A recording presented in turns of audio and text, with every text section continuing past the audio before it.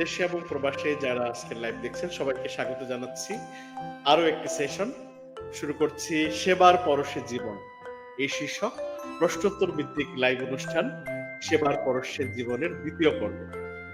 আর আমার সাথে আজকে যুক্ত রয়েছেন আমাদের শ্রদ্ধেয় বাংলাদেশের একজন খ্যাতিমান চিকিৎসক প্রফেসর ডাক্তার ARM লুৎফুল কবির স্যার। স্যার আমাদের লাইভ অনুষ্ঠানে আপনাকে স্বাগত জানাচ্ছি। জি, থ্যাংক ইউ স্যার। আজকে আমরা আগেই আমাদের শিরোনাম ঠিক করেছিলাম, আমরা কথা বলবো শিশুদের শ্বাসতন্ত্রের রোগ, এই বিষয় নিয়ে আমরা কথা বলবো। আর আমরা যখন লাইভটা শুরু করছি শীতকাল আসি আসি করছে, হয়তো এই ক্ষেত্রে আশা করি বাবা মা এবং যারা রয়েছেন শিশুদের জন্য যারা চিন্তা করছে তাদের ক্ষেত্রে এই লাইভটা অনেকটা সহায়ক ভূমিকা পালন করবে। স্যার, আপনি অনেকদিন ধরে কাজ করছেন শিশুদের নিয়ে। স্যার, শিশুদের শ্বাসতন্ত্রের রোগ নিয়ে আপনি স্যার কি বলতে চান শুরুতেই? স্যার আপনাকে শুরু করার জন্য স্যার অনুরোধ করছি। আচ্ছা, ধন্যবাদ। যারা সংযুক্ত আছেন সবাইকে শুভ সন্ধ্যা। আমি ডক্টর ARM লুৎফুল কবির। আমি মূলত বাচ্চাদের শ্বাসতন্ত্রের অসুখ বিসুখ নিয়ে আমি কাজ করি, গবেষণা করি, চিকিৎসা দেই এবং ছাত্রদেরও এই বিষয়ে শিক্ষাদান করি। তো শীতকালে আমাদের যে অসুখ বিসুখ দেখা যায় বাচ্চাদের, তার মধ্যে ঠান্ডা কাশি এক নাম্বার, যেটা আমরা কাফ এন্ড কোল্ড বলি। তারপরে গলায় প্রদাহ হতে পারে, যে টনসিলাইটিস অথবা ফেরিনজাইটিস হতে পারে। তারপরে আবার এই যে ইনফেকশন যদি আরো নিচে যায় তাহলে আমরা লেরিংস যদি ইনফেকশন হয়, লেরিনজাইটিস হতে পারে। তারপর আরো যদি নিচে যায় ব্রঙ্কাইটিস হতে পারে, তারপরে নিউমোনিয়া হতে পারে, তারপরে ব্রঙ্কিওলাইটিস হতে পারে। তো আমরা কিছু গবেষণা করেছি সারা বাংলাদেশে। আমরা দেখেছি যে শ্বাসতন্ত্রের কোন ওষুধটি বাচ্চাদের মধ্যে প্রধান। আমরা প্রায় বাংলাদেশে 43টি হাসপাতালে গিয়েছি এবং সে হাসপাতালগুলি হলো যে উপজেলা হসপিটাল, তারপরে হলো district hospital, medical hospital, specialised hospital. এবং সেই সব হসপিটালে যেসব বাচ্চারা 5 বছরের নিচে যারা সেবা নিতে যায়, এরকম প্রায় 5,000 শিশুর উপরে আমরা গবেষণা করেছি। আমরা দেখিয়েছি যে বাচ্চাদের যা অসুখ হয় তার 67%, দ্যাট ইজ 2/3 রেসপিরেটরি প্রবলেম। আর বাকিগুলো হলো অন্য, যেমন আছে তার গাটের সমস্যা, মানে পরিপাকতন্ত্রের সমস্যা, অথবা তার ব্রেনের সমস্যা, অন্য কিছু হতে পারে, ইনফেকশন হতে পারে। কিন্তু মূল কথাটা হলো 2/3, দ্যাট ইজ 67% রেসপিরেটরি প্রবলেম। তো বাচ্চাদের যত অসুখ হয় এইটাই মূল প্রধান, বেশি এটা। তারপরে এর মধ্যে আবার কোনটা বেশি, তার মধ্যে দেখা যায় কাফ এন্ড কোল্ড, এইটা প্রায় 50%। তার মধ্যে যারা বাচ্চাদের শ্বাসকষ্ট যদি হয় সেখানে দেখা যায় তাদের মধ্যে আবার ব্রঙ্কিওলাইটিস, এটা বেশি। তারপরে হলো নিউমোনিয়া, তারপরে হলো অ্যাসমা। এই হলো বাচ্চাদের শ্বাসতন্ত্রের যে অসুখ, যে তার প্রকারভেদ। ওকে স্যার, আমি অনেক ধন্যবাদ। আমরা সংক্ষেপে আপনি পুরো শিশুদের শ্বাসতন্ত্র এবং শিশুদের কিছু নিয়মিত রোগ আপনি তুলে ধরলেন। আর যারা পরে এসে যুক্ত হয়েছেন তাদের উদ্দেশ্যে বলছি, আপনারা দেখছেন সেবার পরশে জীবন, সৌজন্যে বারাকা জেনারেল হাসপাতাল লিমিটেড, বারাকা হাসপাতাল মদনপুর লিমিটেড। আর আমার সাথে যুক্ত রয়েছেন শিশু বিশেষজ্ঞ প্রফেসর ডাক্তার ARM লুৎফুল কবির স্যার। স্যারকে অনেকে চেনে, তারপরেও পরিচয়টা করে দিতে হয় যারা আমার দর্শক রয়েছে। স্যার অধ্যাপক pediatric Ad-din women's medical college ও হাসপাতাল, কনসালটেন্ট হিসেবে রয়েছেন বারাকা জেনারেল হাসপাতাল রাজারবাগ, এবং প্রাক্তন নির্বাহী পরিচালক শিশু মাতৃ স্বাস্থ্য ইনস্টিটিউট মাতর, প্রাক্তন অধ্যাপক ও বিভাগীয় প্রধান স্যার সলিমুল্লাহ মেডিকেল কলেজ ও হাসপাতাল। তো আমরা যারা আশা করি অনেকেই লাইভটা দেখছেন শেয়ার করবেন। স্যার, আমরা বাংলাদেশের এই শিশুদের চিকিৎসার ক্ষেত্রে 2002 সাল, আমি যতটুকু জানি একটা গুরুত্বপূর্ণ একটা সাল বলতে হয়, কারণ ওই সময় আপনার একটা গবেষণা আলোচনা এবং আলোচিত হয়েছে এবং সবাইকে একটা নতুন মাত্রা দান করেছে শিশুদের চিকিৎসার ক্ষেত্রে, আমি যদি স্যার ভুল না করি। স্যার, কি ছিল সেই 2002 সালের সেই শিশুদের নিয়ে আপনি যে গবেষণা করেছিলেন, শিশুদের নিউমোনিয়া বনাম বঙ্কিওলাইটিস? স্যার, এই গবেষণার থেকে কি এসেছিল, কি গবেষণায় আপনারা পেয়েছিলেন স্যার, যদি একটু বলেন। এটা অনেক ধন্যবাদ। আমাদের একটা ফোরাম আছে, বাংলাদেশ পেরেডি পালমোলজি ফোরাম। সেই ফোরামের মাধ্যমে আমরা কাজ করি এবং সেই ফোরামের আমরা শুরু করি যাত্রা 2002 সনে। সেখানে আমাদের ফোরামের founder president professor Ruhul Amin, আর আমি ছিলাম সাধারণ সম্পাদক। তো আমার সাথে আরো ডাক্তাররা ছিল। তো আমরা ওই সময়ে সারা বাংলাদেশে শিশুদের শ্বাসকষ্টের জনিত অনেক অসুখ পত্রিকা আসতেছিল, যে বিভিন্ন জায়গায়, ঢাকাতে, ঢাকার বাইরে। তাহলে আমরা চিন্তা করলাম যে এগুলি কি আসলে নিউমোনিয়া কিনা, কারণ পত্রিকা আসতেছে বিভিন্ন জায়গায় বাচ্চাদের নিউমোনিয়া হচ্ছে, অনেক বাচ্চা নিউমোনিয়া কষ্ট পাচ্ছে, মারা যাচ্ছে। তো আমরা চিন্তা করলাম যে আসলে এটা জানা দরকার, আসলে এগুলি কি নিউমোনিয়া না অন্য কিছু। তা আমরা এটা নিয়ে একটু গবেষণা করলাম। আমরা বিভিন্ন জায়গায় ভিজিট করলাম এবং ঢাকাতে, ঢাকা বিভিন্ন হসপিটালে, ঢাকা মেডিকেল কলেজ, আমাদের কিছু child mother health Matuail, Salimullah medical college, তারপরে ঢাকা শিশু হসপিটাল, তারপর ঢাকার বাইরে আমরা নেত্রকোনা, কিশোরগঞ্জ, বেগমগঞ্জ, অনেক জায়গায় গিয়েছি। আমরা সেখান থেকে বাচ্চাদের যে পরীক্ষা করলাম এবং তাদের রক্তের স্যাম্পল নিয়ে আসলাম।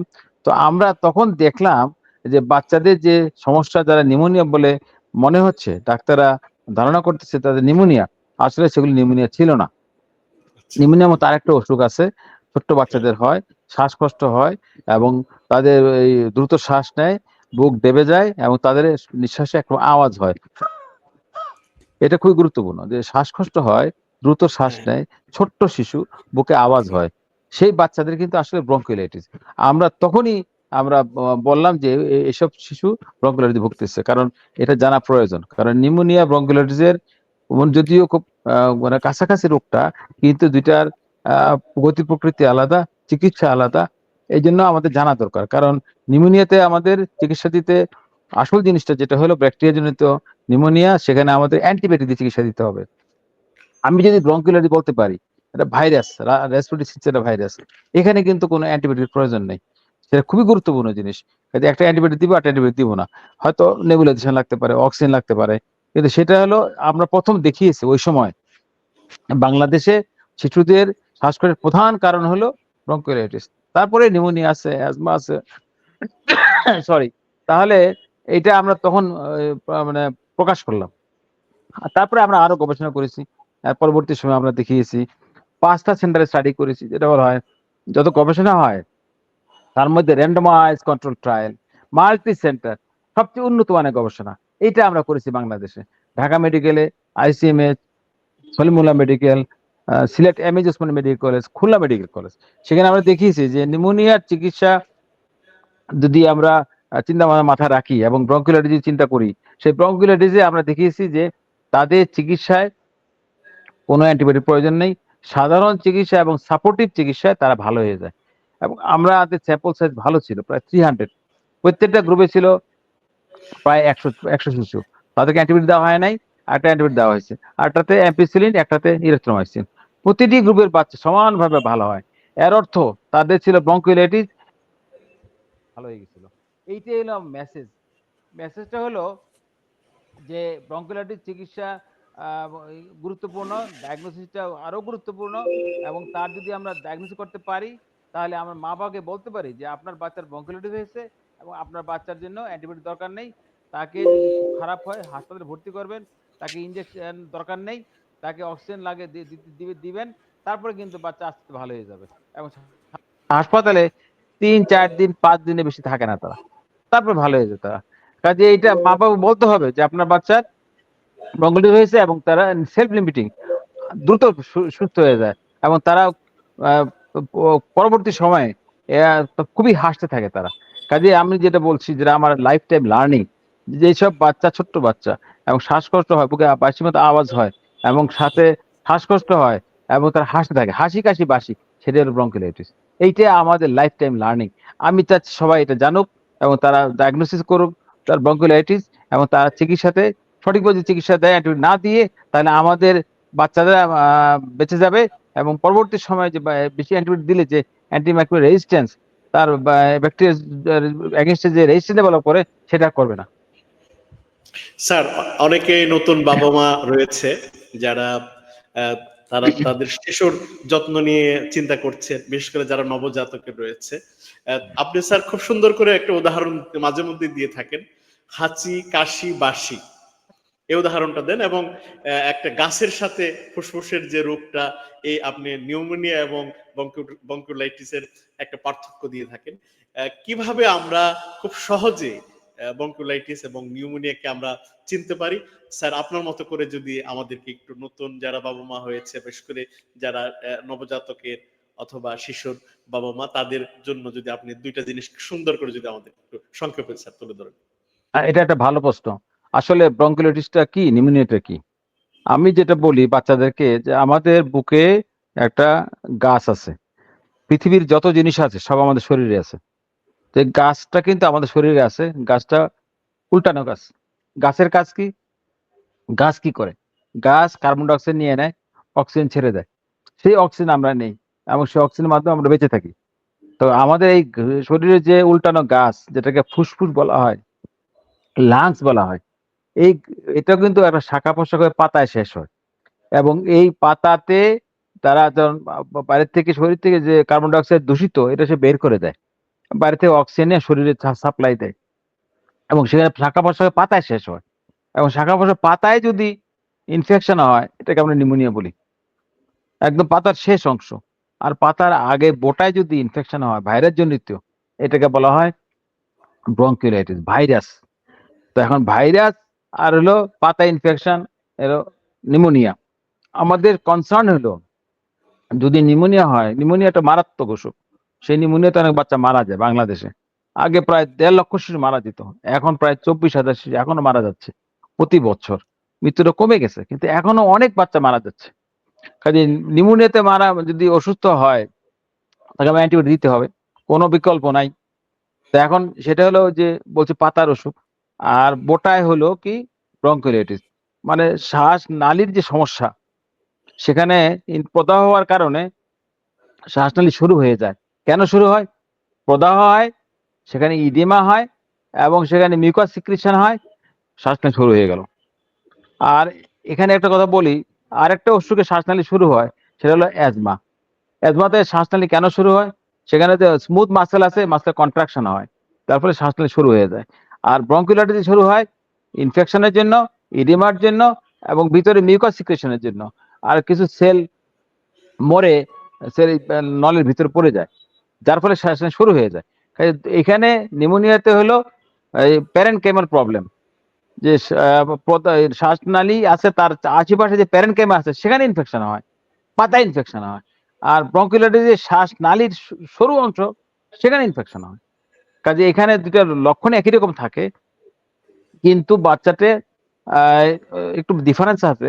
সেটা ডাক্তার যদি সূক্ষ্মভাবে চিন্তা করে, যে নিউমোনিয়াতে জ্বর বেশি থাকে, বাচ্চাকে বেশি অসুস্থ মনে হয়। আর ব্রঙ্কিওলাইটিসে বাচ্চাটা অত অসুস্থ মনে হয় না, নন টক্সিক, চেহারা থেকে মনে হয় সে এত অসুস্থ না, কিন্তু তার শ্বাসকষ্ট আছে, তার বুক ডেবে যাচ্ছে, তার জ্বর তো বেশি না, এবং এই বাচ্চাটা একটু একটু একটু প্লেফুল, হাসি খুশি একটু থাকে। অক্সিজেন মাত্রা কমে গেলে দুইখানে বাচ্চা খারাপ হইতে পারে। তো যেটা আমি বলতে চাচ্ছি, যেটা বাচ্চার স্বাস্থ্য ভালো, বেশি স্বাস্থ্য ভালো, সেটা নিউমোনিয়া সম্ভাবনা কম। কিন্তু যে বাচ্চার স্বাস্থ্য খারাপ, তার নিউমোনিয়া হওয়ার সম্ভাবনা বেশি। আর যে বাচ্চার স্বাস্থ্য ভালো, তার ব্রঙ্কিওলাইটিস হওয়ার সম্ভাবনা বেশি। কাজে এইসব লক্ষণ দেখে আরেকটা জিনিস হলো, আমরা যদি রক্ত পরীক্ষা করি আর বুকের এক্সরে করি, বুকের এক্সরে খুবই গুরুত্বপূর্ণ জিনিস। আর বুকের এক্সরে কি দেখা যায়, যদি ব্রঙ্কিওলাইটিস হয় বুকটা কালো হয়ে যাবে। নর্মালি আমাদের বুকটা কালো থাকে, আরো কালো হবে, লাংসটা বড় হয়ে যাবে, কারণ বাতাসে আটকে থাকে। আর নিউমোনিয়াতে কি হয়, বুকটা সাদা হয়ে যায়, লাংসটা। কাজে এটা বিশাল ডিফারেন্স, এটা এক্সরে দেখেই বোঝা যাবে। কাজে আমাদের এক্সরে কে বুঝতে হবে। আর যদি রক্ত পরীক্ষা করি, নিউমোনিয়াতে আমাদের রক্তে ডব্লিউবিসি কাউন্ট সাথে করে বেড়ে যায়, এবং ব্রঙ্কিওলাইটিস সাথে করে নর্মাল থাকে। তো এইসব অনেক ব্যাপার আছে, সিরিয়েক্টিভ প্রোটিন আছে, সেটা নিউমোনিয়াতে অনেক বেশি হয়। কিন্তু ব্রঙ্কিওলাইটিসে সিআরপি অত বেশি বাড়ে না। কাজে এইসব জিনিস দেখে আমরা বুঝতে পারবো যে এটা ব্রঙ্কিওলাইটিস হয়েছে, আর এটা হলো নিউমোনিয়া। আর ব্রঙ্কিওলাইটিস সাধারণত 2 বছর পরে হয় না, ম্যাক্সিমাম যাদের ব্রঙ্কিওলাইটিস হয় তাদের বয়স কিন্তু 1 বছরের ভিতরে। সাধারণত 3 থেকে 4 মাস, 5 মাস, 6 মাস এই বয়সে বেশি ব্রঙ্কিওলাইটিস হয়। আর নিউমোনিয়া তো 2 বছরের মধ্যে হয়, আবার বেশি বয়সে হয়। সব বয়সে নিউমোনিয়া হতে পারে। আর মা-বাবার জন্য বলছি, আপনি কখন বুঝবেন যে বাচ্চা একটু অসুস্থ হয়ে গেল? বাচ্চা যদি আপনার নাকে বাচ্চা অনেক সমস্যা হয়, নাক বন্ধ থাকে অনেক বাচ্চাদের। এটা সাধারণ সমস্যা। বাচ্চারা কিন্তু একটা জিনিস কি বাচ্চাদেরকে বলা হয় অব্লিগেটরি নোজ ব্রিদার। সে নাক দিয়ে দম নিবে। দম মুখ দিয়ে নিতে জানে না, সে শিখে নাই। আমরা যদি কোনো জায়গা দিয়ে যাই, চলাফেরা করি, কোনো জায়গায় যদি গন্ধ আসে, নাক বন্ধ করে আস্তে করে চলে যাই মুখ দিয়ে দম নিয়ে। কিন্তু বাচ্চারা কিন্তু কোনো অবস্থায় সে নাক দিয়ে নিবে, মুখ দিয়ে নিবে না। কারণ নাকে যদি একটু সমস্যা হয় না, কোনো কারণে বন্ধ হয়ে যায়, তখন বাচ্চা কান্নাকাটি করে, অস্থির হয়ে যায়। তখন মা মনে করে বাচ্চা কি নিউমোনিয়া হয়ে গেল কিনা, নিউমোনিয়া অথবা ব্রঙ্কিওলাইটিস। তাহলে তার ঘন ঘন দম নিতে হবে এবং বুক ডেবে যাবে, সেটা খারাপ। আর বাচ্চা যদি নাকের সমস্যা হয়, একটু মানে ছটফট করে, জ্বর না থাকে, খাওয়া দাওয়া করে, আপনার ওরিড হওয়ার কিছু নাই। সরি। এই মা বাবাদের জন্য এটা মানে জিনিস, ছোট্ট বাচ্চারা যদি খাওয়া দাওয়া করে বা হাসি খুশি থাকে, তাহলে আপনি রেস্ট অ্যাসিউর। আর যদি ওই যে লক্ষণগুলি বললাম ওগুলি যদি থাকে, তাহলে আপনি দ্রুত ডাক্তার কাছে যাবেন। ডাক্তার পরীক্ষা করে বুঝবে তার নিউমোনিয়া, ব্রঙ্কিওলাইটিস না অন্য কিছু হয়েছে। সেটা ডাক্তারের দায়িত্ব। আপনার ব্যাপার হলো বাচ্চা যদি একটু খাওয়া দাওয়া করে এবং অত অসুস্থ না, জ্বর বেশি না, তাহলে আপনি নিশ্চিন্ত থাকেন। কিন্তু আর যদি খাওয়া বন্ধ করে দেয়, তার জ্বর বেশি থাকে এবং দ্রুত দম নেয় এবং যদি বুক দেবে যায়, তাহলে আপনি ডাক্তারের কাছে যাবেন। জি স্যার, আমরা জি। অনলাইনে, ধন্যবাদ স্যার, অনেক সুন্দর করে আপনি বুঝিয়েছেন। আমরা অনলাইনে ইতিমধ্যে দুই একটা প্রশ্ন পেয়েছি। আসমা আক্তার লিখছে, আসসালামু আলাইকুম, একটা প্রশ্ন ছিল বড়দের কি নিউমোনিয়া হতে পারে কিনা। ইতিমধ্যে আপনি বলেছেন যে বড়দেরও নিউমোনিয়া হতে পারে, স্যার এটা বলেছেন। এরপর নুরুল ইসলাম নুরু, আমি কুয়েত থেকে দেখছি। তারপর আসমা আক্তার বলেছেন যে গাজীপুর থেকে দেখছি, খুব সময় উপযোগী একটি লাইভ, আশা করি সবার কাজে লাগবে। ধন্যবাদ, সবাই আমাদের সাথে থাকুন। স্যার, যে বিষয়টা আমরা শুরুতে বলছিলাম যে 2002 সালে আপনারা যখন শুরু করেছিলেন, আপনি দেখছেন যে একটা শিশুদের চিকিৎসা নিয়ে একটা ভুল চিকিৎসা শুরু হয়েছিল, বা সেই সময় অ্যান্টিবায়োটিকের ব্যবহার ছিল ব্যাপক। মানে শিশুদের চিকিৎসা মানেই হলো অ্যান্টিবায়োটিক। 2024 সালে এসে যে গবেষণা করেছিলেন, এখন শিশুদের চিকিৎসায় কতটা অ্যান্টিবায়োটিক ব্যবহার করা হচ্ছে, বা এই ক্ষেত্রে যারা চিকিৎসক রয়েছে মা বাবার জন্য তাদের পরামর্শ রয়েছে কিনা আপনার স্যার? না, এখন তো ডাক্তারদের অনেক সুযোগ হয়ে গেছে। আমার ধারণা অনেক ডাক্তার দেখতে পারতেছি যে তারা ডায়াগনোসিস করে ব্রঙ্কিওলাইটিস, তারা ডায়াগনোস করে অ্যাজমা, এবং অ্যাজমাতে কিন্তু অ্যান্টিবায়োটিক তেমন প্রয়োজন নেই, যেটা প্রয়োজন বেশি নিউমোনিয়াতে।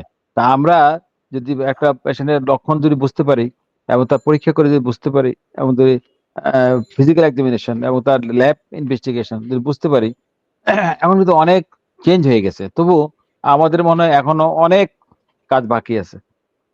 অনেক ডাক্তাররা ডায়াগনোস করতেছে ব্রঙ্কিওলাইটিস, কিন্তু বাচ্চা যদি খুব খারাপ থাকে এবং তার অক্সিজেনের মাত্রা কমে যায়, তাকে হাসপাতালে ভর্তি করতে হয়, তখন তারা তো চিকিৎসা দিবেই। তখন তাদের দায়িত্ব হলো বাচ্চাকে তাদের নিজেদের মতো কনসার্নদের সঙ্গে আলাপ আলোচনা করে চিকিৎসা দিবে। তবে সাধারণভাবে আমরা এখন দেখি যে অনেকে ডায়াগনোসিস করে ব্রঙ্কিওলাইটিস, যেটা আগে করতো না। এটা বাংলাদেশে একটা ছিল যে শিশুদের শ্বাসকষ্ট যদি হয়, দ্রুত শ্বাস নেয়, তাহলে নিউমোনিয়া। এই ধারণা পাল্টিয়ে গেছে এখন। এখন দ্রুত শ্বাস এবং শ্বাসকষ্ট হলে নিউমোনিয়া ছাড়া অনেক অসুখ আছে, এইটা আমাদের ধারণায় চলে আসছে। এইটা একটা বিশাল একটা আমাদের প্রাপ্তি। তো আমরা আস্তে আস্তে আরো ম্যাচিউর হব, কারণ আমরা এখন আরো অনেক অসুখ আমরা দেখতে পাচ্ছি বাচ্চাদের মধ্যে হয়, যে শ্বাসকষ্ট হলে কিন্তু এই নিউমোনিয়া না। এর মধ্যে আছে যে আমি বললাম আর একটা, যে ভাইরাল গ্রুপ আছে একটা, গলার মধ্যে আওয়াজ হয়, স্ট্রাইডার হয়, শ্বাসকষ্ট হবে, কাশি হবে, গলা বসে যাবে। এবং এই বাচ্চাদের স্ট্রাইডার যেটা বললাম যে আওয়াজ হয়, এই কতগুলা লক্ষণ যদি থাকে, তাহলে এক্সরে করলে তো বুঝতে পারবো। তো এটারও একটা গ্রুপ একটা প্রবলেম। আর একটা বাচ্চাদের হয় যে সিস্টিক ফাইব্রোসিস, এটা রেয়ার প্রবলেম, কিন্তু আমাদের দেশে হয়। অনেকের ধারণা ছিল যে এই অসুখ বাংলাদেশে হয় না, বিদেশিদের হয়, যাদের সাদা চামড়া তাদের এই অসুখ হয়। কিন্তু এখন আমরা দেখিয়েছি এই অসুখ বাংলাদেশে আছে এবং তার রোগের লক্ষণ ডায়াগনোসিস আমরা করতে পারি। তো এখন আমরা কিন্তু আরো অনেক ডায়াগনোসিস করতে পারি, যে বাচ্চাদের যে হয় রোগ প্রতিরোধ ক্ষমতা যদি কম হয়। তো অনেকবার আমাদের আগে দেখতাম যে বাচ্চাদের আসে বারে বারে নিউমোনিয়া নিয়ে আসে, কিন্তু বাচ্চা ভালো হচ্ছে না। কিন্তু এখন আমরা পরীক্ষা করার সুযোগ আছে, আমরা তাদের পরীক্ষা করে বুঝতে পারি তার কোন প্রতিরোধ ক্ষমতা কম, কি কারণে তার বারে বারে নিউমোনিয়া হচ্ছে, তখন সেটার চিকিৎসা দিতে হবে। কাজে আমরা প্রতিরোধ ক্ষমতা কম, তারপর নিউমোনিয়া হয়। তারপরে আছে যে সিস্টিক ফাইব্রোসিস, তার কারণে তার শ্বাসকষ্ট হয়। তারপরে অ্যাজমার কারণে হয়। হ্যাঁ, তারপরে আমাদের ব্রঙ্কিওলাইটিসের কারণে হয়। তো অনেক ব্যাপার আছে। আরেকটা ব্যাপার আছে, বাচ্চাদের খাওয়ার পরে বাচ্চারা বমি করে, অনেক বাচ্চা বমি করে। এবং এটা তাদের সাধারণত কমন বাচ্চাদের একটা প্রবলেম, বমি করা। কিন্তু বমি করার পরে যদি বাচ্চার শ্বাসকষ্ট যদি না হয় এবং বাচ্চাদের ওয়েট গেইন থাকে, ভালো বৃদ্ধি এবং বিকাশ যদি ঠিক থাকে, চিন্তা করার কারণ নেই। কিন্তু অনেক সময় দেখা যায় এত বমি করে বারে বারে নিউমোনিয়া হচ্ছে, এটা একটা সমস্যা। এবং এটাকে বলা হয় গ্যাস্ট্রিক রিফ্লাক্স ডিজিজ। এটা আমরা ডায়াগনোস করতে পারি। তাহলে আমরা এখন আমাদের চিন্তা ভাবনা প্রসারিত হয়ে গেছে, শুধু নিউমোনিয়া আমরা সীমাবদ্ধ না, বলে নিউমোনিয়া না, এখন এখন আমরা ব্রঙ্কিওলাইটিস, অ্যাজমা, তারপরে হলো জার্ড গ্যাস্ট্রিক রিফ্লাক্স ডিজিজ, ভাইরাল ক্রুপ, তারপরে হলো যে প্রতিরোধ ক্ষমতা কমের জন্য যে নিউমোনিয়া হয়, তারপর সিস্টিক ফাইব্রোসিস, অনেক অসুখ আছে বাচ্চাদের, তাই না? কাজে আমরা এইটা আমাদের মধ্যে, যারা শিশু বিশেষজ্ঞ তাদের মধ্যে এই ধারণা চলে আসছে। তো এটা আস্তে আস্তে যারা সাধারণ জিপি প্র্যাকটিশনার তাদের মধ্যে আস্তে আস্তে এটা এখন চলে যাচ্ছে। আমরা এটা করতেছি, কাজে এটা এটা একটা প্রাপ্তি আমাদের। এতদিন আমরা ফোরাম করতেছি, বাংলাদেশ পালমোনারি যে ফোরাম, এখানে আমাদের অনেক কর্মী আছে, আমাদের অনেক সিনিয়র ডাক্তার আছে। তারা কিন্তু এই নিয়ে কাজ করতেছে, কাজ করার পরে আমরা জিনিসটা ধারণা ক্লিয়ার হচ্ছে আস্তে আস্তে। তো এই কাজে আমরা আমরা মনে হয় যে 2020 সনে যেরকম ছিলাম, এখন 24 সনে আমরা অনেক অ্যাডভান্স হয়ে গেছে আমাদের নলেজের মাধ্যমে। স্যার, আর কোন শিশুদের চিকিৎসায় এই ধরনের চিকিৎসা আর কোনো এখনো কোনো ভুল চিকিৎসা আপনার দৃষ্টিতে হচ্ছে কিনা বা প্র্যাকটিস হচ্ছে কিনা, যেটা আপনি স্যার আপনার এখনো মনে হচ্ছে যে এই ধরনের কোনো ভুল চিকিৎসা হয় বা এরকম? আরেকটা বলি আমি, বাচ্চাদের একটা কমন প্রবলেম হলো বাচ্চাদের যে হাঁপানির মতো অসুখ। একবার যদি ব্রঙ্কিওলাইটিস হয়, বারে বারে কিন্তু শ্বাসকষ্ট হয়, রিকারেন্ট হুইজ বলা হয়, অথবা অনেকের হাঁপানি হয়ে যায়। হাঁপানি কিন্তু মিস ডায়াগনোসিস হয়। এই হাঁপানি আমরা ডায়াগনোসিস করতে যদি আমরা ভুল করি, তা পেশেন্টের চিকিৎসায় সমস্যা হয়। হাঁপানি রোগ ধরার জন্য কতগুলো জিনিস ইম্পর্টেন্ট। হাঁপানি মূলত শ্বাসনালীর সমস্যা, অ্যালার্জিজনিত কারণে শ্বাসনালীতে আমাদের প্রদাহ, ইনফেকশন হয়, ইনফ্লামেশন হয় এবং বারে বারে হয়, রিকারেন্ট প্রবলেম হাঁপানি। তার সাথে হাঁপানি যদি কারো থাকে, তার সাথে হাঁপানির আমি বলি এরা 4 ভাই বোন।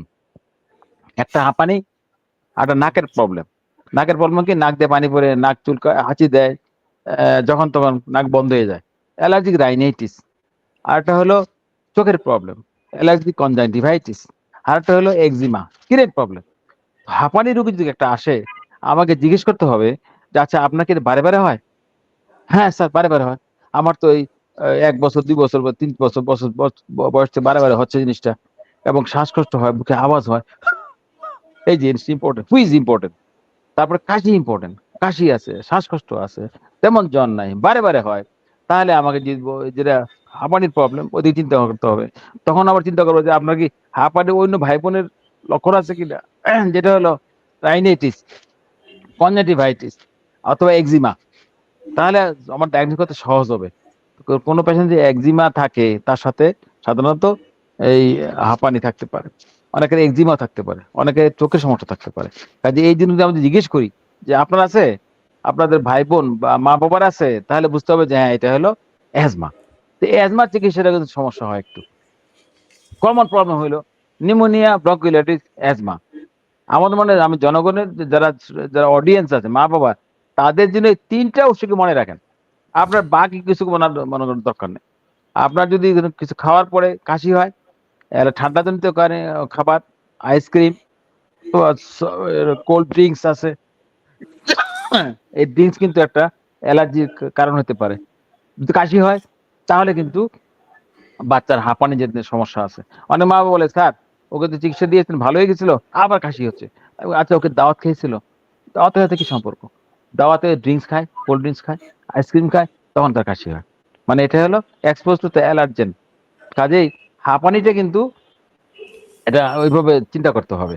আর হাঁপানির চিকিৎসা আলাদা কিন্তু। হাঁপানির চিকিৎসা আমরা কি করি, আমরা ইনহেলার দেই, বড় তাদেরকে, তারপরে ছোট হলে নেবুলাইজ করি আমরা। কাজে চিকিৎসা আলাদা কিন্তু, অ্যান্টিবায়োটিক না।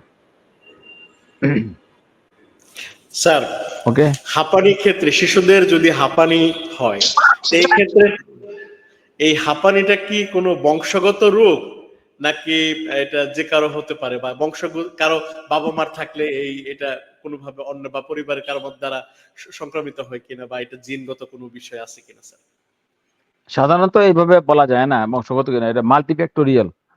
যে আমার জেনেটিক কিছুটা আছে, এনভায়রনমেন্টাল আছে, তারপরে সবকিছু ট্রিগারিং ফ্যাক্টর আছে, সবকিছু মিলিয়ে এটা সরাসরি বংশগত না, সোজা কথা। কাজে আমাদের পরিবেশের কারণে এখন যা পরিবেশ, আমরা যে এত অ্যালার্জেনে এক্সপোজড, ডাস্ট আছে, তারপরে পলিউশন আছে, তারপরে বিভিন্ন খাবার দ্বারে অনেক মা বলে স্যার বাচ্চা বিফ খেলে কাশি শুরু হয়ে যায়, তারপরে যদি গরুর দুধ খায় কাশি শুরু হয়ে যায়, চিংড়ি মাছ খেলে হয়ে যায়, তাই না? কাজে সবার কিন্তু একরকম থাকে না, একজনের এক ধরনের অ্যালার্জিক থাকে। সেটা যদি এক্সপোজ হয় তখন তো হইতে পারে। কাজে এটা কিন্তু সরাসরি ভাবে স্ট্রেট ওয়ে এটা কিন্তু জেনেটিক বলা যাবে না, এটা মাল্টিফ্যাক্টোরিয়াল। তার মানে বাবা মার যদি থাকে বা বংশের সন্তানের হতেও পারে, নাও হতে পারে, বা এরকম না কোনো হতে পারে, রাইট, রাইট। নাও হতে পারে। আচ্ছা, আমরা মোটামুটি এই বিষয়টা। তো স্যার, এই শীতকালীনে আমরা আমরা জানি prevention is better than cure. Sir, এই আপনার যদি স্যার একটু শুরু কিছুটা বলেছেন, আরো একটু স্পেসিফিক ভাবে বলার জন্য যে শিশুদের এই শীতে কি কি যত্ন রাখা দরকার, মানে আমরা কি বিষয়ে সতর্কতা থাকলে এই নিউমোনিয়া বা ব্রঙ্কাইটিস অথবা এই ঠান্ডা জনিত রোগ থেকে রক্ষা পেতে পারি, স্যার আপনার কাছ থেকে স্যার হ্যাঁ, জানতে এটা চাই। ভালো প্রশ্ন। আসলে আমরা যদি বাচ্চাদেরকে সঠিকভাবে পরিচর্যা করতে পারি এবং তাদের যেটা প্রয়োজন সেটা যদি আমরা যোগান দিতে পারি, তাহলে আমার মনে হয় বাচ্চারা অনেকটা সুস্থ থাকবে। যেমন এক নম্বর বলি, বাচ্চাদের বুকের দুধ খাওয়ানো খুবই গুরুত্বপূর্ণ। বুকের দুধ বাচ্চা জন্মের পরে সাধারণত সঙ্গে সঙ্গে শুরু করতে হয়। জন্মের 1 ঘন্টার ভিতরে বুকের দুধ দিতে হবে, এবং এই বাচ্চা 6 মাস বুকের দুধ খাবে, শুধুমাত্র বুকের দুধ খাবে। তারপরে কি খাবে? পরিবারের খাবার খাবে। আমি একটু মজা করে বলি, 6 মাস হয়ে গেছে, মা বাবা বলে স্যার এই বাচ্চার তো 6 মাস পর্যন্ত আপনার কথায় শুধু বুকের দুধ দিলাম, এখন কি দিব? বলে এখন বাপের খাবার দিবেন, বাবা যা খায়। কাছে বাবারটা কেন, মারটা কেন না? এখানে একটা কথা আছে, আমি বুঝি গ্রামে গঞ্জে চিন্তা করেন, মানে যে ওখানে যেখানে মা বাবারা, আমি ক্লাসিক কাপল যারা মা বাবা গরিব, মা মানে বাড়ির হাউস ওয়াইফ, এবং বাবা হইলো ধরেন ডেলে বেড়া রিক্সা চালায়, সেখানে ওইসব এলাকায় বাবা একটু ভালো খায়, আর মারা কিন্তু ওই যে একটু বাসিটা খায়, পাতিলের তলেরটা খায়। এই জন্য আমি বলি বাপেরটা দিবেন। তো বাবা যদি বাচ্চাদের ভালো খাবার খেতে পারে, একটু কমপ্লিমেন্টারি ফুড, এটা যদি ভালো খায়, এটা ইম্পর্টেন্ট জিনিস। আর বুকের দুটো কন্টিনিউ করবে 2 বছর, এইটা কিন্তু গুরুত্বপূর্ণ জিনিস। তার স্বাস্থ্য যদি ভালো থাকে, তার ওয়েট এবং বয়স অনুযায়ী যদি ঠিক থাকে, বৃদ্ধি এবং বিকাশ, তাকে কিন্তু অনেক রোগ থেকে তাকে সেভ করবে। আচ্ছা, আরেকটা হলো বাচ্চাকে টিকা দেওয়া, খুবই গুরুত্বপূর্ণ জিনিস। সময় মতো যদি টিকা দেওয়া যায় বাচ্চাদেরকে, যেমন ধরেন আমাদের শুরু হয় জন্মের পরে দিল, 45 ডেজে শুরু হলো, এখানে কিন্তু নিউমোনিয়া টিকা আছে কিন্তু। আমরা যে প্যান্টটা দেই, এখানে একটা হিমোফিলাস ইনফ্লুয়েঞ্জি একটা টিকা আছে, আবার পিসিবি আছে, যে আপনার এই নিউমোকক্কাল কনজুগেট ভ্যাকসিন আছে, তাই না? তো এই টিকাগুলি আছে। তারপরে বিসিজি দিলে কিন্তু অনেকটা প্রোটেকশন দেয় বাচ্চাদের নিউমোনিয়া হইতে। কাজে এই জিনিসগুলি দেওয়া হয়, এবং ইভেন ইমিডিয়েটসের টিকা, এটা দিলেও কিন্তু বাচ্চাদের প্রোটেকশন হয়। কাজে টিকা যদি দেওয়া হয় তাহলে বাচ্চা কিন্তু প্রোটেকশন হয়ে যায় বাচ্চাদের, তাদের এসব অসুখ হবে না, কিন্তু সাধারণত হয় না। তাহলে আমরা যদি তার নিউট্রিশনটা ঠিক রাখতে পারি, তাহলে যদি টিকা দিতে পারি, আর ঘরের এনভায়রনমেন্ট যদি ভালো থাকে, যেমন বলি যে বাসায় স্মোক করে, সেখানে বাচ্চা কিন্তু এক্সপোজ টু তার এই যে ভালনারেবিলিটি, তো তো তার যে শ্বাসনালী ইনফেকশন হয় অথবা ক্ষতিগ্রস্ত হয়, তার সম্ভাবনা আছে নিউমোনিয়া এবং তার ব্রঙ্কিওলাইটিস হওয়ার। কাজে স্মোকিংটা যে সিগারেট খাচ্ছে সে তো ফিল্টারের মাধ্যমে খাচ্ছে, আর বাচ্চাকে তো সরাসরি ওষুধটা ধোঁয়াটা দিয়ে দিচ্ছে। কাজে passive smoking more dangerous for children, তাই না? আরটা হলো হ্যান্ড ওয়াশ। আমরা যদি ভালো করে হাত দিয়ে বাচ্চাকে ধরি, বাচ্চাকে হ্যান্ডেল করি, কারণ আমরা অনেক জায়গায় হাতটা ধরি, অনেক অনেক জিনিস ধরি, তাই না? বাচ্চাকে ধরার আগে, খাওয়ানোর আগে ভালো হ্যান্ড ওয়াশ করে যদি হাত পরিষ্কার রাখি, তাহলে কিন্তু বাচ্চাদের এই অসুখ বিসুখ হওয়ার সম্ভাবনা কম।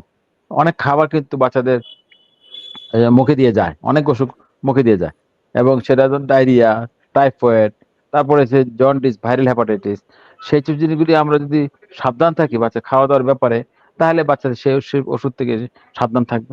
তাহলে এই জিনিসগুলি কিন্তু খুবই গুরুত্বপূর্ণ জিনিস। ঘরে পরিবেশ যদি ভালো হয়, যেমন ভেন্টিলেশন ভালো হয়, ক্রস ভেন্টিলেশন, একদিকে বাতাস আসবে একদিকে চলে যাবে, তাই না? বদ্ধ ঘর, লোকজন যদি বেশি হয়, এক ঘরে অনেক লোকজন থাকে, ওভার ক্রাউডিং হয়, এই জিনিসগুলি কিন্তু বাচ্চাদের ক্ষতিগ্রস্ত করে, বাচ্চাদের শ্বাসনালীর প্রদাহকে বাড়িয়ে দেয়। ওকে স্যার, স্যার আপনি খাবার নিয়ে কথা বলছিলেন, আপনি মায়ের খাবারের কথা বললেন, বাবাদের খাবারের কথা বললেন। আরেক ধরনের খাবার তৈরি হয়, সেটা হলো যে মা নিজেই তৈরি করে, 40 রকমের জিনিস দিয়ে তৈরি করে। আবার কিছুটা দোকান থেকে কিনে নিয়ে এসে বিভিন্ন ধরনের সেরেলাক, বিভিন্ন ধরনের কৃত্রিম খাবার, যেগুলোকে বিভিন্ন ধরনের নিউট্রিশন, মানে তারা নিজেরা ভাবে যে গ্রোথের জন্য এই ধরনের কৃত্রিম খাবারগুলো বা বিকল্প খাবার, যেটা মায়ের খাবারও না, বাবার খাবার না, যেটা দোকানের খাবার, এই সম্পর্কে আপনি কি বলবেন স্যার? আচ্ছা, এটা আমি বলি, মায়েদের অনেক সময় ধারণা কি কোন বাচ্চারা সুস্থ, মা বলে যেটা একটু মোটা, নাদুস নুদুস, গোলগাল, এইটা মায়ের ধারণা সুস্থ। এইটা দিস ইজ রং। কারণ মা আমাদের দৃষ্টিতে সুস্থ কোনটা, যে বাচ্চা অ্যাক্টিভ, প্লেফুল, হ্যাংলা পাতলা হইলেও, যেটা খুব দৌড়াদৌড়ি করে, খেলাধুলা করে, দুষ্টামি করে, সেটা সুস্থ। আমার কাছে চেম্বারে এসে বলে, স্যার এই বাচ্চা খুব দুষ্টামি করে, একটা ইঞ্জেকশন দিয়ে দেন। আমি বলি, শোনেন, আমি বাচ্চাকে কাছে ডাকি, দেখে আমি তাকে একটা কলম, প্যাড গিফট দিয়ে দিই। তো, স্যার আপনি এটা কি করলেন? আমি, এইটাই দরকার, কারণ এই বয়সে দুষ্টামি করবে, এইটাই তার ধর্ম। এইটাই আমি আশা করি, যেমন তারা দুষ্টামি করে তারাই সুস্থ। এবং মোটা বাচ্চা নাদুস নুদুস খাচ্ছে আর নড়াচড়া করতেছে না, এটা সুস্থ না। তা আপনার ধারণা চেঞ্জ করতে হবে, কোনটা সুস্থ। সুস্থ হইলো যেটা অ্যাক্টিভ, প্লেফুল, কম খাক, কিন্তু সে প্লেফুল কিনা, অ্যাক্টিভ কিনা, বয়সের তুলনায় ওজন ঠিক আছে কিনা। ওজনের ব্যাপারটা একটু বলি। সব মায়েরা বলে, স্যার বাচ্চার তো ওজন বাড়তেছে না, এক নাম্বার, আর বাচ্চা কিচ্ছু খায় না। মায়েদের কমন প্রবলেম। আমার মনে হয় প্রত্যেক মাকে বলি, আমার বাচ্চা খায় না এই কথা দিয়ে আর বলিবেন না আমার চেম্বারে এসে। কারণ কি, যা সমস্যা থাকে লাস্টে বলে কি, স্যার বাচ্চা কিছু কিচ্ছু খায় না। কিন্তু বাচ্চারা আমি দেখি ওজন এবং হাইট, আমাদের যে গ্রোথ চার্ট আছে, সেখানে তার মোটামুটি ভালোই আছে সে। তারপরে বলে কি, স্যার না বাচ্চা তো আসলে শুকনা। জামা খুলে আমার বুকের হাড় দিয়ে আমাকে দেখায়, স্যার গোনে, দেখেন স্যার এতগুলো হাড্ডি দেখা যায়। সরি, শোনেন, আমি বলি, এই বাচ্চার বাবা স্বাস্থ্য কেমন? বলে, দেখেন বাবা বাচ্চার স্বাস্থ্য খুব ভালো।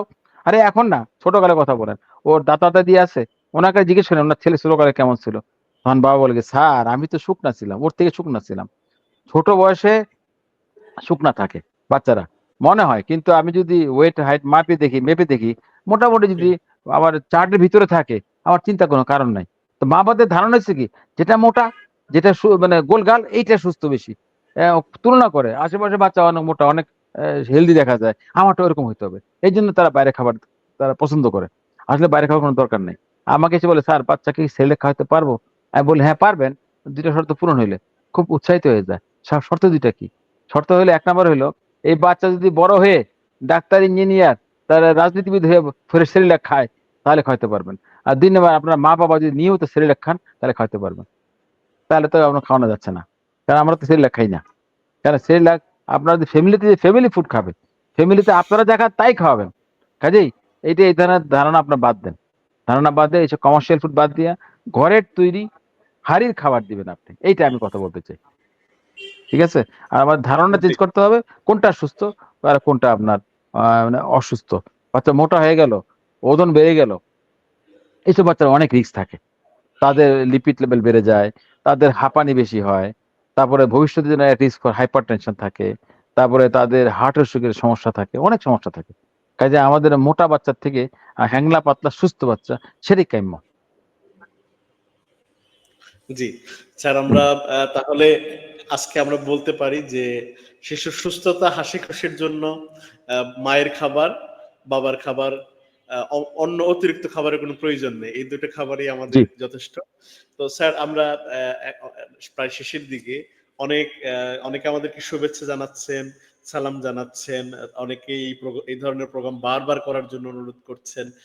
দুলাল ভাই এইসব প্রোগ্রাম বারবার করবেন, মানুষের অনেক উপকার হয়। সুন্দর পরামর্শ। স্যার আপনাকে অনেকেই শুভেচ্ছা জানিয়েছেন। এগুলো পড়তে গেলে স্যার অনেক সময় লাগবে স্যার। স্যার আমি একদম শেষের দিকে আপনাকে একটা কথা বলতে চাই স্যার।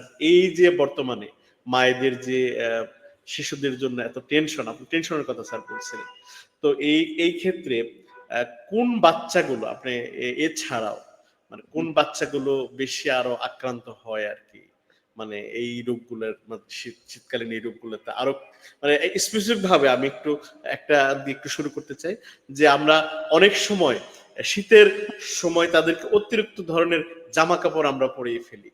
কোন ধরনের জামা কাপড়গুলো পরালে বা শিশুদের জন্য সহনীয়, শিশুদের নবজাতক থেকে যদি স্যার এই বিষয়ে আপনি একটু বলেন স্যার, গরম কাপড় কিভাবে যত্ন নেবে?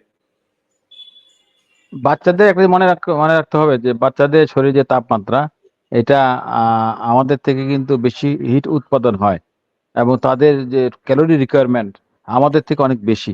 যেমন আমাদের ক্যালোরি রিকোয়ারমেন্ট পার কিলোতে 40 kilo calorie, 35 to 40 kilo calorie, ওদের হলো 120 কিলো ক্যালোরি। কারণ তাদের গ্রোথ হয়, তারা দিনে দিনে বাড়ে, তারা ভেরি অ্যাক্টিভ। আমরা বড়রা কিন্তু আর বাড়বো না, আমাদের আর লম্বা হবো না। আর আমাদের কিন্তু আমরা এত অ্যাক্টিভ না, আমরা এক জায়গায় চুপ করে বসে থাকি 1 ঘন্টা 2 ঘন্টা 3 ঘন্টা সিনেমা দেখি। কোনো বাচ্চা বসে থাকবে না, একদম জিনিসপত্র উল্টাই ফেলবে। তারা ভেরি অ্যাক্টিভ, তাই না? কাজে তাদের কিন্তু অত বেশি করে কাপড় চাপড় দিয়ে জড়ানো দরকার নেই বেশি করে।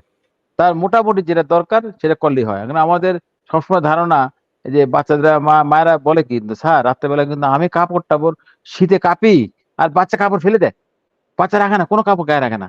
আরে ও রাখবে কেন? ওর তো হিট প্রোডাকশন বেশি, ওর তো গ্রোথ হচ্ছে, ওর তো মেটাবলিজম বেশি। কাজে ও যদি যেভাবে ভালো থাকে আপনি সেভাবে মানে রাখেন, ওইভাবে জড়ানো কোনো দরকার নেই। বাচ্চাদের যেহেতু তার হিট প্রোডাকশন বেশি, তার বাচ্চারা কিন্তু ঠান্ডা খুবই পছন্দ করে। এই এসি টেসির কাছে গেলে খুব আরাম। বলে বাইরে বলে কি, স্যার বাচ্চা তো ভিতরে মানে অত যেকোনো জায়গায় গরম থাকতে পারে না বাচ্চা, স্ত্রী খুব আরাম। কারণ ওদের তো হিট প্রোডাকশন বেশি, এই জন্য। কাজে ওদেরকে সাধারণ কাপড় যেটা মানে ইউজুয়াল সেটা দিয়ে রাখা দরকার, অতিরিক্ত কাপড়ের কোনো দরকার নেই। মাথায় রাখতে হবে যে আমাদের যে যে ক্যালোরি রিকোয়ারমেন্ট আর ওদের অনেক ডিফারেন্স। মা এসে বলে, স্যার বাচ্চার মাথায় হাত দেওয়া যায় না, মাথায় এত গরম, মাথা মানে এখানে যদি আমি কিছু চাল দেই ক্ষয় হয়ে যাবে, এরকম কথা বলে মায়েরা। কারণ কি, বাচ্চাদের মাথা দ্রুত বাড়ে।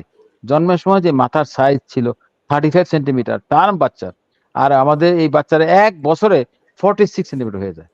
এবং আমাদের মাথা মেপে দেখেন সবার, আমাদের 53 54 সারা জীবনে। 1 বছরে পারলো 11 সেন্টিমিটার, আর বাকি সারা জীবনে পারলো 8 সেন্টিমিটার। কাজে মাথা এবং ওয়েট জন্মের সময় যা বাড়ে, তার মানে 5-4 মাসে ডাবল হয়, 1 বছরে 3 গুণ হয়ে যায়। এবং হাইট প্রথমে থাকে 50 সেন্টিমিটার, 1 বছরে বাড়ে 25 সেন্টিমিটার, তারপরে 12 সেন্টিমিটার, তারপর এভাবে বাড়ে না, প্রথম দিকে দ্রুত বাড়ে। কাজে এই বাচ্চাটা কিন্তু যেভাবে বাড়ে তার ক্যালোরি কমেন্ট তার বেশি। কাজে সেই হিসাবে তাদেরকে আমাদেরকে চিন্তা ভাবনা করতে হবে।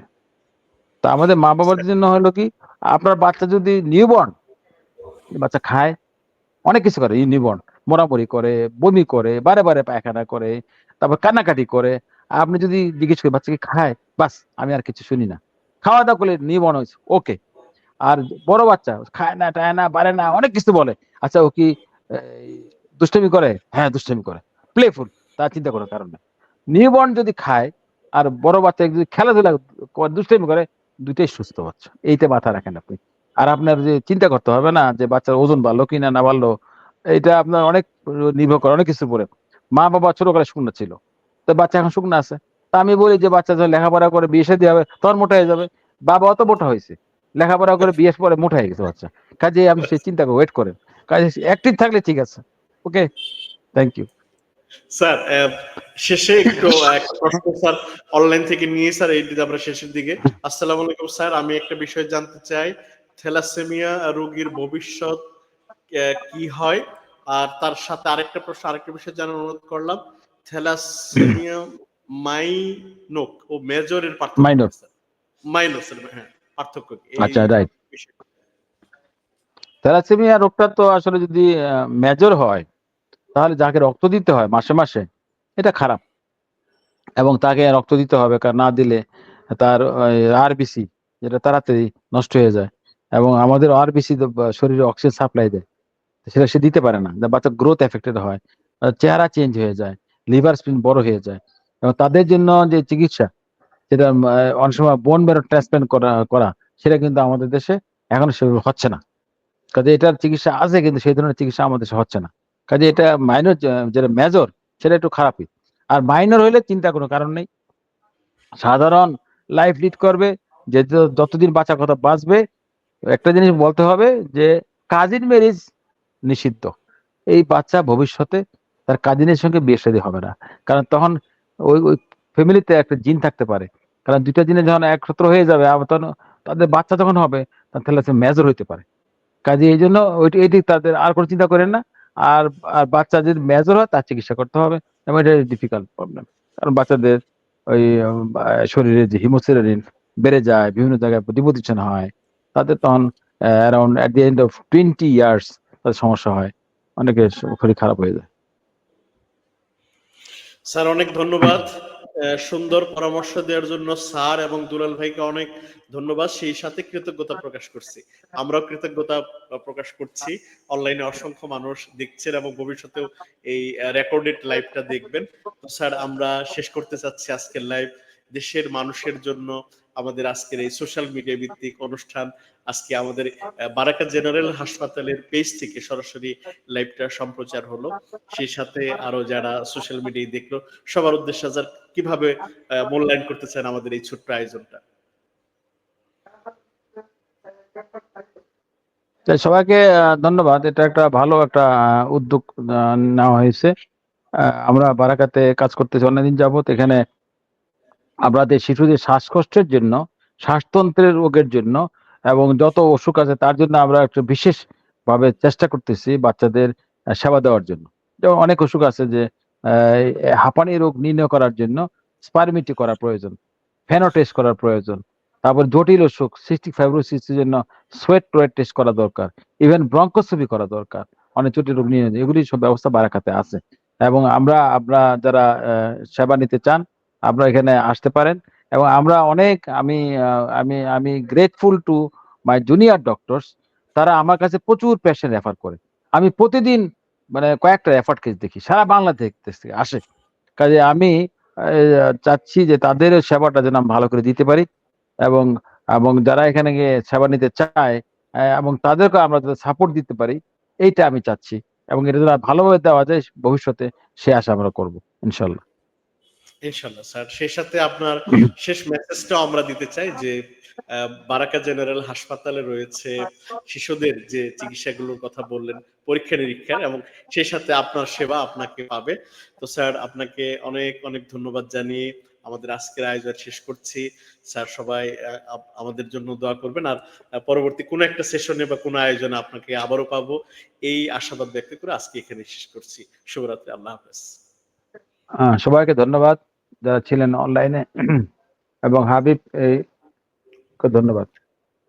থ্যাংকস। Thank you.